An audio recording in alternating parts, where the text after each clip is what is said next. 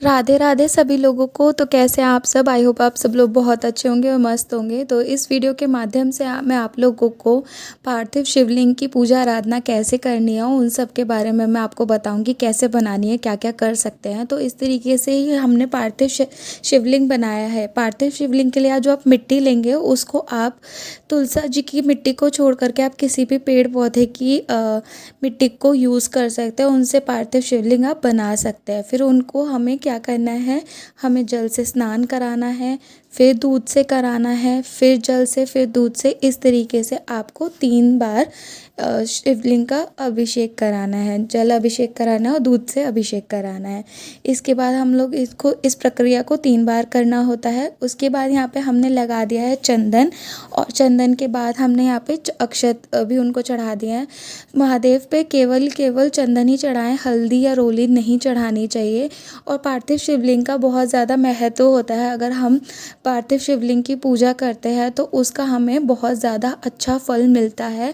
अगर हम कंपेयर करें दूसरी, उससे मिलता सबसे है, बट इसका फल ज़्यादा जल्दी और अच्छा मिलता है।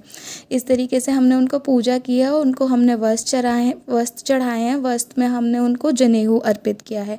अगर आपके पास जनेऊ ना हो तो आप कलावा से भी वस्त्र बना करके उनको अर्पित कर सकते हैं। ठीक है, उन पे हमने शिवलिंग पे हमने अक्षत भी समर्पित करने हैं। उसके बाद आप 1 या 5 जितना भी बेलपत्ती हो वो आपको उनको अर्पित करना है। उसके बाद यहाँ पे हमने चढ़ाए हैं आग के पत्ते, धतूरा। आप देखो इसके ऊपर नहीं रख सकते तो आप साइड में भी करके रख सकते हैं। तो जो जो शिव जी को बहुत ज़्यादा अति प्रिय चीज़ें होती हैं उन सबको हम चढ़ाते हैं। यहाँ पे हमने पुष्प चढ़ाए हैं। शमी जी का पौधा, शमी जी का पेड़ जो है हमें ज़रूर से ज़रूर अर्पित करना चाहिए महादेव को, वो बहुत ज़्यादा अच्छा लगता है उनको। तो इस तरीके से आपको चढ़ाना है। यहाँ पे मैंने भांग भी चढ़ाई है। जो जो चीज़ें महादेव को प्रसन्न करती हैं या जो भी चीज़ें उन्हें बहुत ज़्यादा अच्छी लगती हैं उन सबको हमें उनको अर्पित करना है।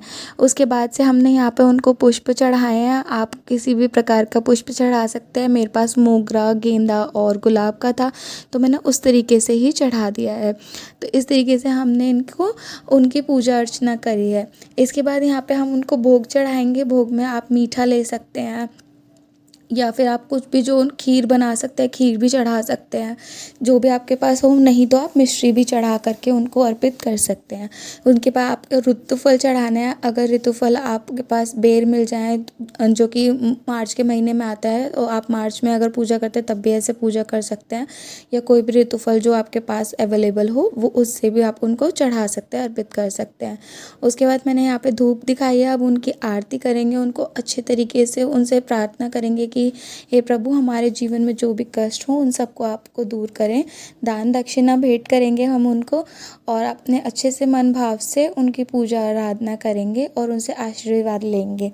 ठीक है, तो उस तरीके से आप आरती वगैरह कर सकते हैं। और ये सारी चीज़ें जो मैंने आपको दिखाई हैं, इस तरीके से आपको महादेव पार्थिव शिवलिंग की पूजा आराधना करनी है। तो अच्छे तरीके से आप इनकी आराधना करें। आप चाहें तो इसको गमले में बना करके भी कर सकते हैं या इस तरीके से थाली में भी कर सकते हैं। आप किसी भी तरीके से, बस ध्यान रहे कि तुलसा जी की जो पौधा है या मिट्टी है उसमें आप पार्थिव शिवलिंग को ना बनाएं, क्योंकि माना जाता है कि उनको पसंद नहीं थी, इसलिए हम तुलसा जी को भी उनके भोग में भी अर्पित नहीं करते हैं। तो उनकी पूजा आराधना यहाँ पे हमने आरती कर दी, उनको धूप दीप दिखाना है अच्छे तरीके से, जिनसे वो प्रसन्न हो। उनकी अच्छे से पूजा आराधना करनी है, सच्चे मन से करनी है। तो इस तरीके से हमने उनकी पूजा आराधना कर लेनी है। ठीक है, उनसे आशीर्वाद ले लेना है अच्छे तरीके से। तो इस तरीके से मैंने आपको जैसा दिखाया है, तो ये सारी चीज़ें हमें कर लेनी है। उसके बाद हम इनका विसर्जन भी करेंगे। ठीक है, तो विसर्जन करना ज़रूरी होता है। पार्थिव शिवलिंग को हम बहुत टाइम तक नहीं रखते। जब उनकी पूजा हो जाए तो उसके बाद आप उन्हें विसर्जित कर सकते हैं। आप चाहें तो विसर्जित किसी भी तरीके से कर सकते हैं। मैंने यहाँ पे अपने ही अंदर, मतलब आप चाहें तो उसको गमले में ही इस तरीके से ही विसर्जित कर दें। मैंने यहाँ पे एक बड़े से पतीले में ले करके उसमें जल रख के, उसमें गंगा जल डाल करके, मैंने उसमें पुष्प वगैरह डाल करके फिर मैं उनको विसर्जित करूँगी। तो इस तरीके से उनको उठाना है बहुत आराम से, प्यार से, तो उनको विसर्जित कर देना है। और जो भी पानी है, इस पानी को या जल को, विसर्जन के पानी को हमें तुलसा जी के पौधे को छोड़ कर के आप किसी में भी डाल सकते हैं, किसी वो, और आप घर में थोड़ा थोड़ा छिड़क करके आप किसी भी पौधे में डाल सकते हैं। तो मेरी वीडियो आपको कैसी लगी मुझे ज़रूर बताइएगा। तब तक मेरे चैनल को लाइक शेयर एंड सब्सक्राइब ज़रूर कीजिए।